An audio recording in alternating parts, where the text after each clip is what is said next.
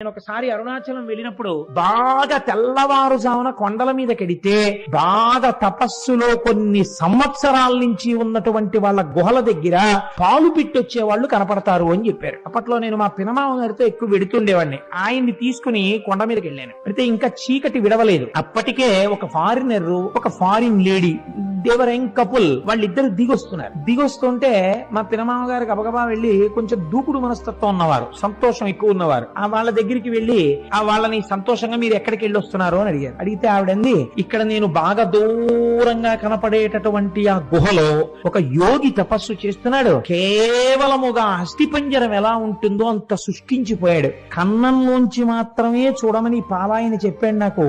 నేను కన్నంలోంచి చూశాను, కానీ నాకు ఆయన శరీరంలోంచి కొన్ని వేల వోల్ట్ల బల్బు వెలుగుతున్నట్లు కాంతితో నాకు దర్శనమైంది. ఇతను అక్కడ పాల కుండ ఒకటి పెట్టి వస్తుంటాడు ఒక పిడతతోటి. మరునాడు వెళ్లేటప్పటికి తాగి ఖాళీ పిడత ఉంటుంది, తాగకపోతే ఇంకొక పాల పిడత పెట్టి వచ్చేస్తుంటాడు. అటువంటి తపశ్శక్తితో ఉన్న మహాపురుషుణ్ణి చూశాను అంది ఆవిడ. అంటే మా పినమామ గారు ఆవిడికి వెరీ గ్లాడ్ మా దేశం వచ్చి మీరు ఇటువంటి చూశారు అని ఇలా షేక్ హ్యాండ్ ఇచ్చారు. అంటే ఆవిడ షేక్ హ్యాండ్ ఇవ్వకుండా ఇలా నమస్కారం చేసింది.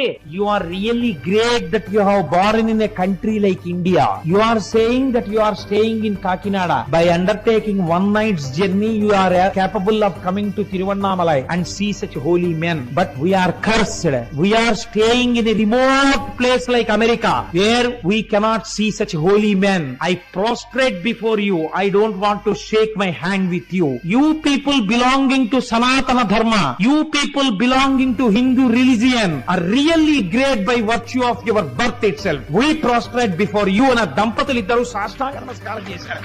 కేవలం సనాతన ధర్మంలో మనం పుట్టినందుకు, పుట్టలేకపోయామని ఏడ్చి వాళ్ళు సాష్టాంగ నమస్కారం చేశారు. ఇటువంటి అమృత భాండం, ఇటువంటి ఐశ్వర్యవంతమైన ఇంట పుట్టి అడుక్కు తిన్నవాడు ఎంతటి అయోగ్యుడో, ఇటువంటి సనాతన ధర్మంలో పుట్టి దీని మీద విలితి ప్రసంగాలు చేసేవాళ్ళు అంతటి అవివేకులు.